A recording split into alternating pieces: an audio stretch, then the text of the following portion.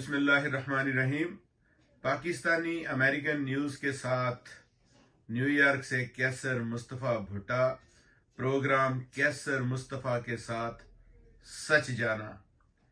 गजा के मुस्तकबिल से मुतल्लक मुजव्वज़ा मंसूबा, जिसमें गजा का मजमूई सिक्योरिटी कंट्रोल इसराइल अपने पास रखेगा। इसराइल के वजीर दिफा ओगलेंट ने इसराइल हमास के दरमियान जंग खत्म होने के बाद गजा में मुस्तकबिल की हुक्मरानी से मुतल्लक कुछ तजावीज़ के साथ एक खाका पेश किया है। इसराइल के वजीर दिफा की जानब से पेश किया जाने वाले खाके के मुताबिक इस इलाके में फलस्तीनियों की हुक्मरानी महदूद कर दी जाएगी। उन्होंने मजीद कहा कि गजा का नज्म नस्क इस जंग के बाद हमास के हाथ में नहीं, बल्कि इस इलाके से मुतल्लक तमाम तर मामलात की निगरानी इसराइली इंतजामिया खुद करेगी। एक जानब इसराइल की तरफ से पेश किया जाने वाला ये खाका है, तो दूसरी जानब हमास के वजीर इंतजाम वजारत सेहत का कहना है कि गजा में जारी इसराइली फौज की कार्रवाइयों में गुज़श्ता 24 घंटों के दौरान दर्जनों अफराद हलाक हुए हैं।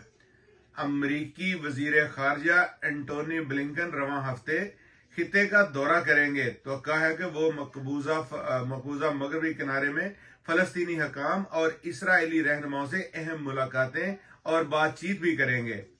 इनका ये दौरा एक ऐसे अहम वक्त में हो रहा है कि जब मंगल को लबनान के दारुल हुकूमत बेरूत में हमास के सरकर्दा रहनुमा सालेह अल अरवरी के कत्ल के बाद खित्ते में कशीदगी में इजाफा हुआ है।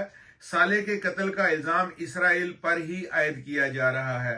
ताहम ऐसा इस वजह से हो रहा है कि अब तक सालेह के बेरूत में कत्ल के बाद से इसराइल ने ना तो इस वाक़े में मुलव्वस होने की तस्दीक की है और ना ही इसकी तरदीद। इसराइल के वज़ीर दिफा ओगलेंट के एक 4 कॉर्नर मंसूबे के तहत इसराइल गजा का मजमूई सिक्योरिटी कंट्रोल अपने पास रखेगा। उनका मजीद कहना था कि इसराइली बमबारी की वजह से बड़े पैमाने पर तबाही के बाद एक इसराइली इंतजामिया इलाके में बहाली और तमीर नौ की जिम्मेदारी संभालेगी।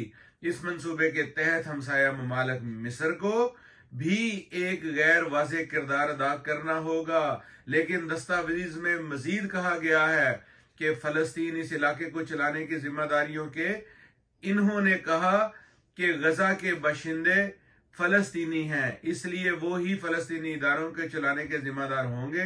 लेकिन इसके साथ साथ इसराइल की जानब से ये शर्त भी रखी गई है कि सब उस सूरत में मुमकिन हो सकेगा कि उस इलाके से दोबारा इसराइल के खिलाफ कोई कार्रवाई या धमकियां सामने नहीं आएंगी।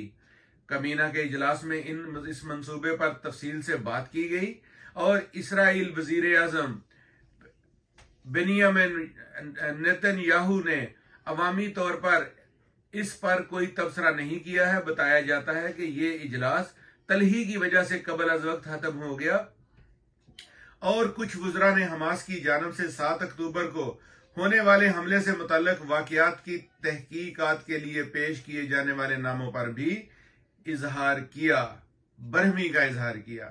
गजा में मुस्तकबिल के बारे में बात करने से इसराइल में शदीद इख्तलाफात पैदा हो गए।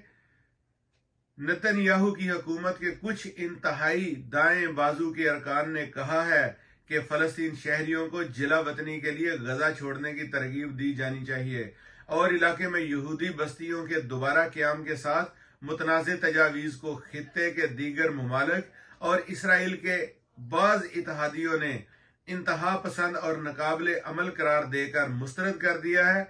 अगरचे इसराइल के वजीर दिफा और गैलेंट की तजावीज़ को इनकी कबीना के कुछ साथियों की तजावीज़ से ज्यादा अमली समझा जा सकता है, लेकिन इम्कान है कि फलस्तीनी रहनुमाओं की जानब से उन्हें मुस्तरद कर दिया जाएगा, जो कहते हैं कि उस तबाहकुन जंग के खत्म होने के बाद गजा के बशिंदों को खुद इलाके को चलाने की मुकम्मल इजाजत दी जाएगी।